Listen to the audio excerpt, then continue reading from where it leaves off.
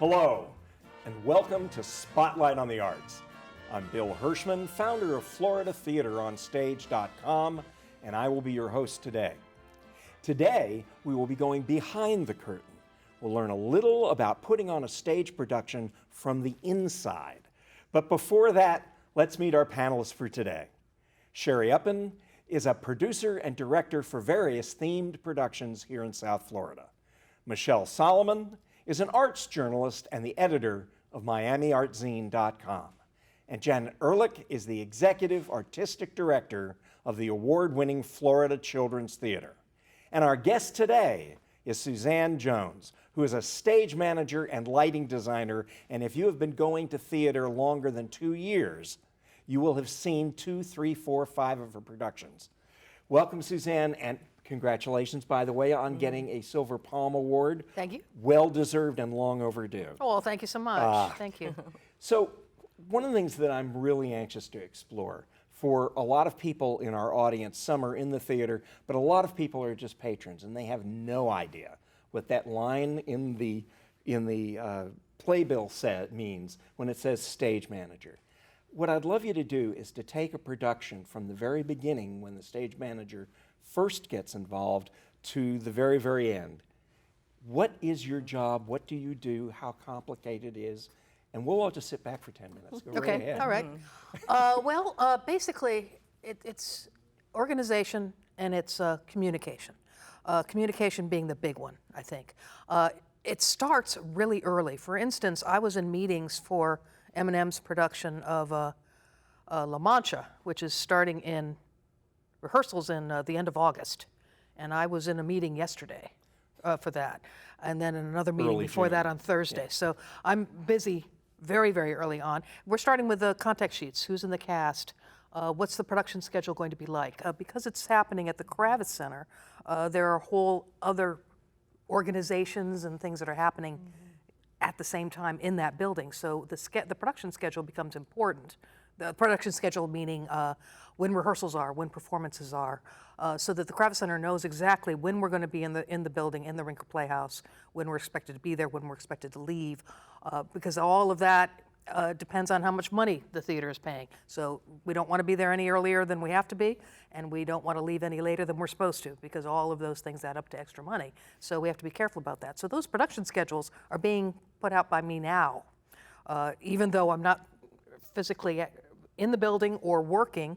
I'm starting on that work already, even though I'm not being paid for it yet, because that's when it starts, as it needs to, and that's what we do. But mainly it's communication, and it starts with this production schedule that I just said. It's just a calendar, but everybody needs to know what the calendar is, what the schedule is. I come up with this schedule based on what everyone tells me, what the lighting designer is going to need, what the directors are going to need, what the choreographer is going to need, put all that schedule together, and then get it out to everybody so that everybody knows what's going on, not just the choreographer, not just the director, but the lighting designer, the scenic designer, the production manager.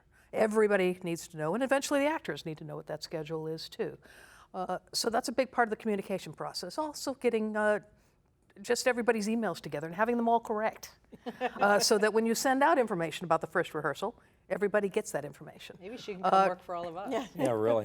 But it's a silly thing. You type in somebody's email address and you expect it to be correct, but you mess up a line, and all of a sudden an actor doesn't show up for rehearsal because he didn't get the email. But and then it's your fault. And it's my fault, of course it is. So what I do is I usually send out an email about 2 weeks beforehand saying, hey, it's my understanding you're doing this show.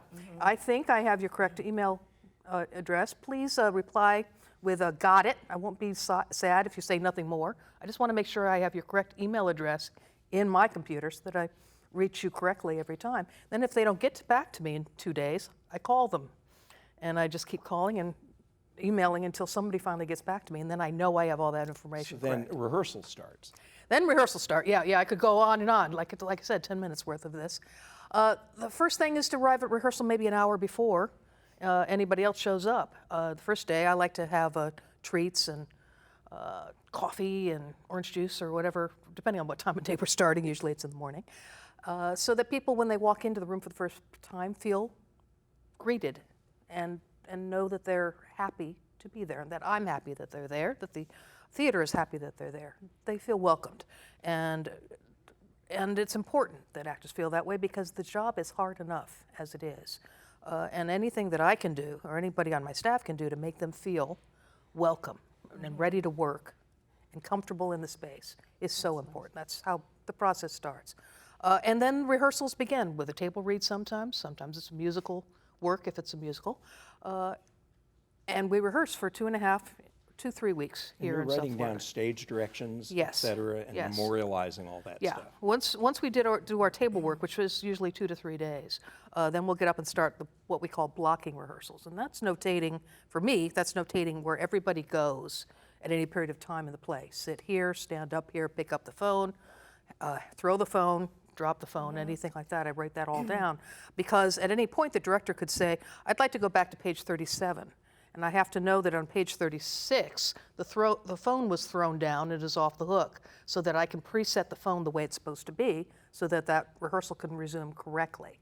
So it's, what is it that they have in television and film, where you have to make sure that things are exactly the same? Continuity. So the stage manager's job is a lot about that, making sure that wherever you're starting, the set, everything around the actor is in the same continuity as it was when we stopped for our break or whatever. Suzanne, you spoke about a staff. Where does do you have an assistant stage manager and a production assistant on your staff, or is it all about you and your communication? In any company, it kind of depends on the company. The smaller the company, usually the fewer people. Say in the Mall Street Theater and in Palm Beach Drama Works, in both those cases, I have an assistant stage manager who helps me with the day-to-day operations of rehearsals. Smaller companies, I might not have any help at all and have to do it all by myself. So I'm lucky, for the most part, at this point in my career, I have help. And then you go into the booth. Then you go on to stage. What happens there? What do you do there? Well, the process before you go into the booth, sometimes, most of the time, you're at the technical table that's in the middle of the theater.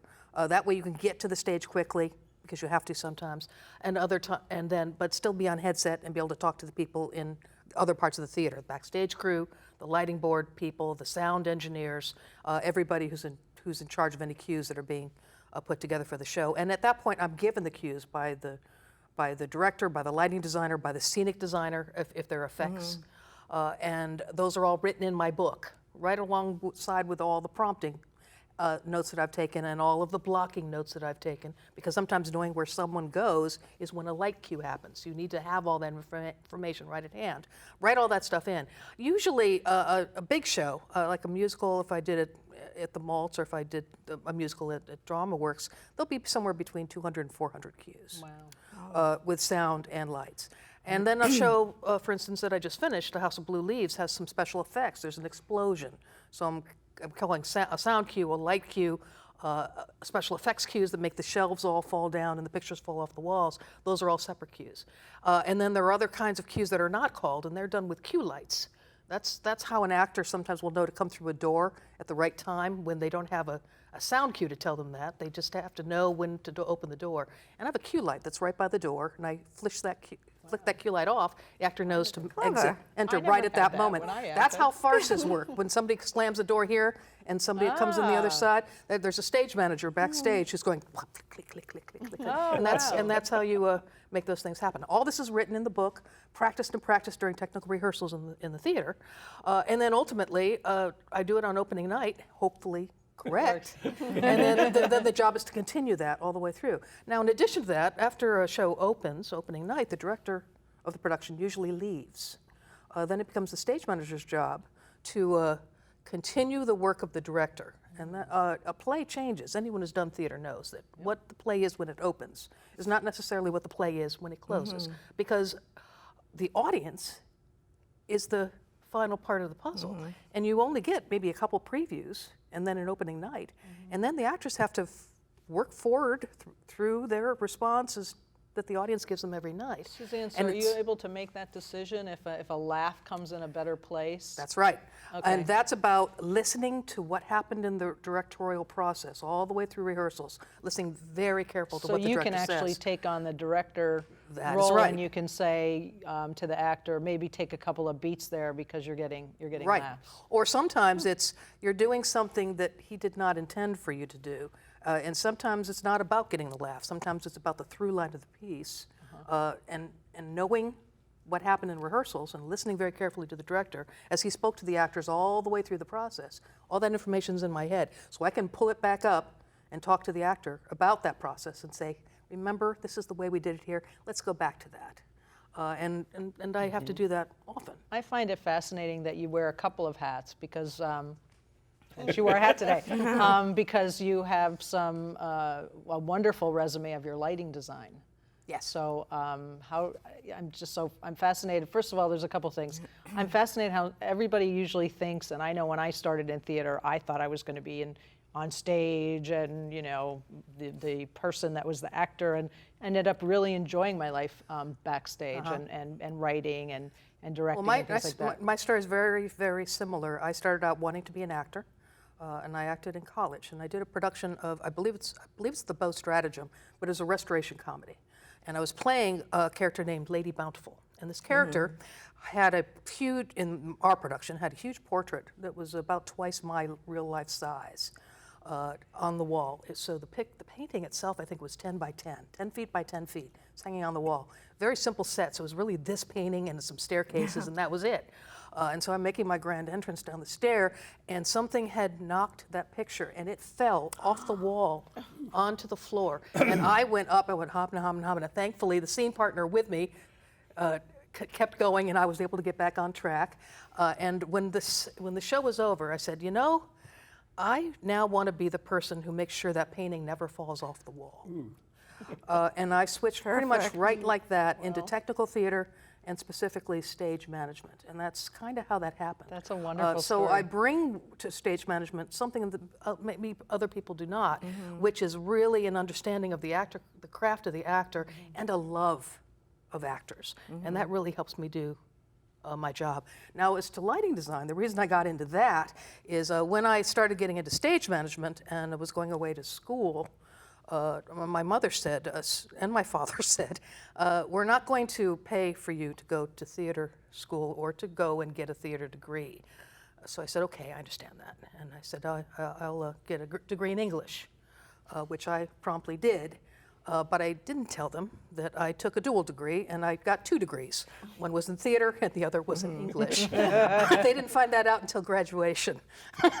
But I still did it all in 4 years, so they didn't know. They didn't see it coming. So, but when it got time to go to graduate school, which my parents really wanted me to do, I went to Northwestern in Chicago.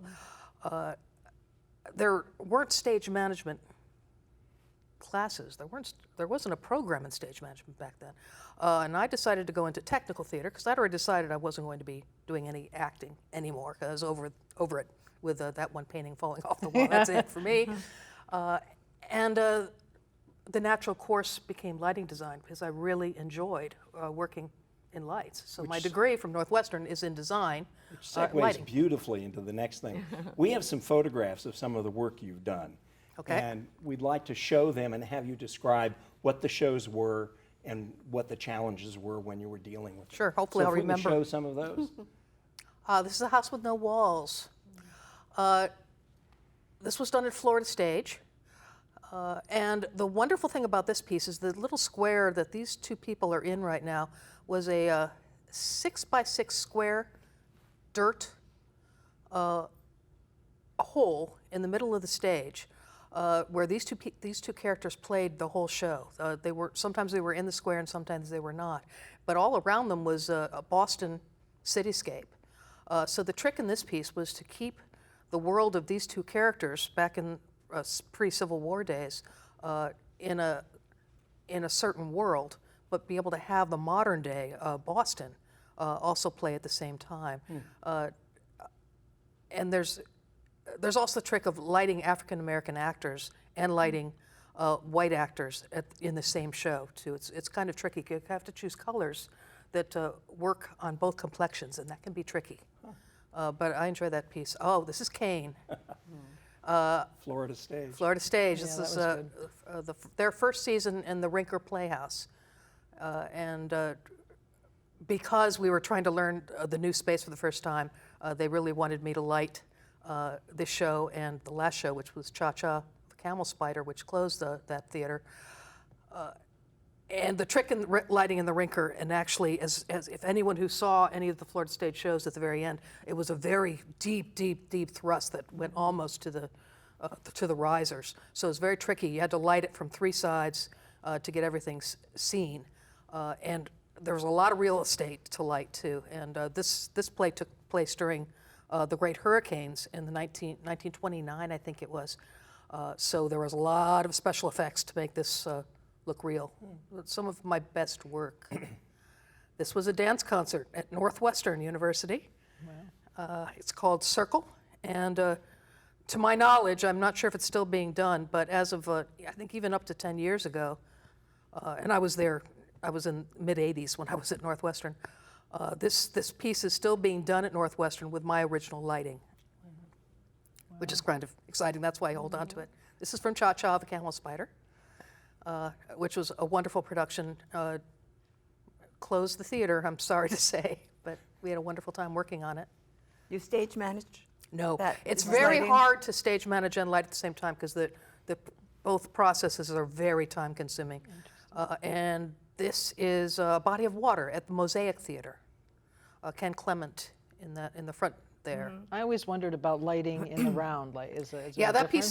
piece was in 3/4 too. It's tricky because there are people on this side, there are people on this Right. side, and there are people on this side. And the trick is to light somebody so that people over here can see them, and light somebody from this way so people over there can see them, and then light this way so people can. But it wants to kind of be the same look. You don't want somebody seeing a blue person and somebody seeing a purple person and somebody seeing a pink person. So you're trying to turn the color palette around just right so that it's interesting looking to everybody.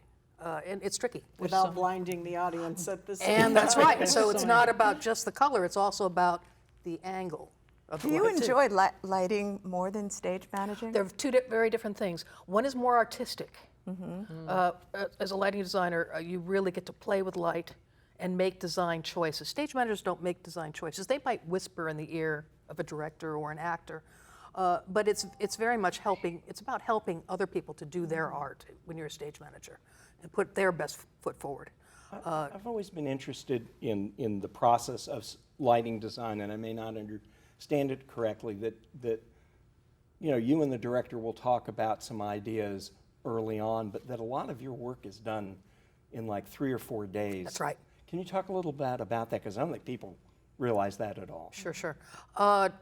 You might watch a few rehearsals. We have usually in the last week of the rehearsal process, there's a thing called a designer run, where the lighting designer, as with the other designers, that's also true, will see the show for the first time in the rehearsal space. And then you get to the theater, and then you have to take all the lights that you designed long time ago, probably 2 or 3 months ago, that have been hung in the air. Then you have to focus every single one of those lights to be in the exact right position that you had designed them to be. That process can take, depending on how many lights there are, anywhere from about 4 to 10 hours. But you can't do that until after you've seen the designer run and then when you get into the space and have access to the space, which is usually after scenery has already done their load in, because you can't light something that isn't there. Suzanne, Right. has lighting technology changed a lot? Yes. Have you had to keep up with that? Because you talk about lighting that one situation in the 80s at Northwestern, and now you're lighting recently. Is there a lot of change? Back in the olden days, to make lights move, you would have a hand here, you'd have a hand here, you'd have a foot here, and your nose would be trying to get this thing at the same time. Black out with a broomstick. Yeah, very much like that. Now, of course, we have computerized systems, and you can just press a button, and it's always the same every time. So yes, it's Has changed it dramatically. enhanced what you do you think, or does it? It is. Do you miss the broomstick? Yeah, that's what we No, I want to know. don't. And I think most lighting designers would say that it's better, because you know that the same cue is going to be executed at the exact same time, at the exact same way every time. As long as the stage manager calls it correctly, that's the next Oh, trick. dear. Can you That's the speak whole. to some of the subtleties and nuances of the artistry? You mentioned things like color and angle and timing. How do you make those kind of artistic choices Well, within the cues? It's that all you're about lighting? knowing what colors do. In spite of being someone who does not like to wear a bunch of makeup and doesn't like to wear a bunch of, I'm very comfortable in a pair of black clothes. That's what I wear all the time. But I know that blue brings out the colors of my eyes a little bit. And I also know that there are certain colors that bring out everyone's skin tone a certain way. And I know that there are some colors that look good with other colors, complementary and not complementary colors and all that. You learn all that in school. And we learned it as scenic designers and lighting learn designers by and costume seeing designers, it. and you learn by seeing. Yeah. And you learn by doing. You put a couple colors up, and I said, oh, that person looks green. Now, why is that? Because I chose this color and this color. So you learn not to do those things again. You look at nature.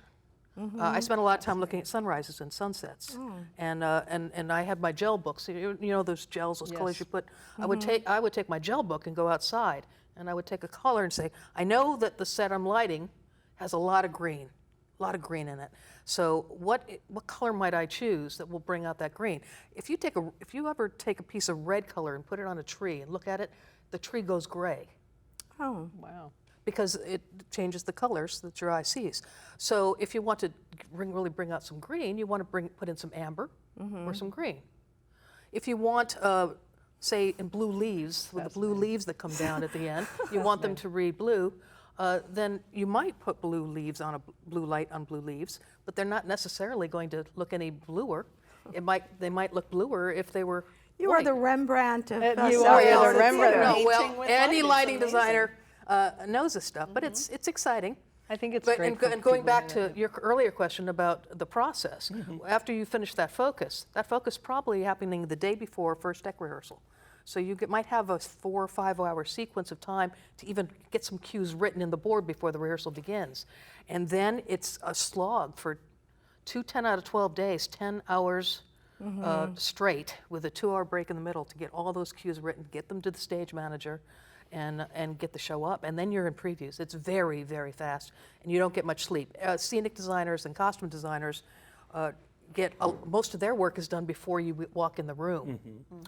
Lighting designer can't work until all those other elements are together. And you see things when you actually get the set and costumes Of course. to work with that you go, oh, that doesn't work the way I That's thought right. it was. And or then- the director goes, oh my gosh, can you do this and the other? That's thing? right. And often what will happen is the costume is already there on stage, the set is already there on stage. Chances are that's not going to change. So most likely the lighting designer is going to need to make some changes in colors to make things work. How do you work, being such a master lighting designer yourself, how do you work with all lighting designers? What if you have a total difference of opinion? Well, that's the good thing about being a How does lighting this designer work? on a show. You only have your own opinion to go But if from. you're When you're not, stage man- if you're when you're not, stage if you're the managing. stage manager, Oh, that way.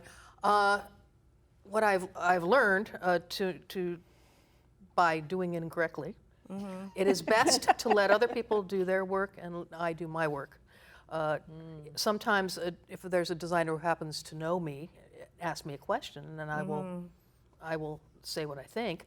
Sometimes, in a really bad situation, I might go off to the side and talk to the director and say, "You might get further if you did da da da da da da da." yeah. And that is certainly within the stage manager's job to do good. that. So we're closing in on Act 3 here, but I would love, in the last couple of minutes, you must have a whole bunch of horror stories of things that went, oh my God, I don't know how we're going to get out of this. Well, the trick is that if you do probably have proper time for one or preparation two. and communication and organization, those are few and far between. But even so, I can tell you about a production of Lost Electra done at Florida Stage, which was about Amelia Earhart. And the stage was quite gorgeous. It was a mirrored plexiglass. The whole stage was mirrored plexiglass. And we'd had a wonderful rehearsal technical rehearsals. It just looked gorgeous. But I had the bright idea, because I thought it was opening night, that I should polish the deck so that it would be free of streaks and look absolutely gorgeous. think we know So the where this actress is came on for their pre-pro work just before, and they were sliding all over the stage. dear. So thankfully, they checked it before we started. But I was out there, as was the rest of the staff, including Lou Tyrrell. All of us were out there. They said, who did this? Wiping this thing down with ammonia bleach or whatever it was we used. I don't even remember that. But to get it so it could be walked on Yeah. for the first opening night. And what So- was a magical one where Yeah. everything just was exactly the way you wanted it and you felt Like, Also at Florida Stage, my and I don't baby. want to just, it's just I did 20 years there, so I've had more productions to go from. There was a production called Ripe Conditions, and what that piece was about was a tornado that hit the house that these people were in, and it ends the first act. It's a 5-minute tornado. It starts with some wind rustling in the background. We'd put speakers underneath the seats at Florida Stage, and the house fell apart. The rafters fell in. A bowling ball came down the stairs. Some rubber chickens flew in. It was a comedy. Oh, this was supposed to happen. Oh yes. We're talking about magical moments, This not was horror where moments. everything worked. It was a magical moment in the sense that all of these things So many happened. things The to table flipped over. The roof caved in. The porch fell off the house, and all kinds of special effects. Anything you can imagine happening in the tornado story at Universal Studios happened on this very small set, and we had to do it. Make it happen that way. That 3 minutes was the most exhilarating and frightening and wonderful, because if you can make it happen, What a great opportunity. it's so exciting. Well, we don't have any of those special effects today, but we've had a wonderful guest in Suzanne Jones. Wonderful. Wonderful. So we want to give her a special thanks. This has been a really unique inside look that you don't hear people talk about. Well, thank you so much. It was great being here. It was a pleasure. And I want to thank our panelists today. Spotlight on the Arts is a community program. So if you have any suggestions, we would love to hear them. You can email us at spotlightonthearts@browardschools.com. And please check our favorite websites to see what's going on all over South Florida. Those websites are floridatheateronstage.com and miamiartzine.com. We hope you enjoyed today's show. Please tune in next week for another. And as our founder, Iris Acker, would always say, go to the theater.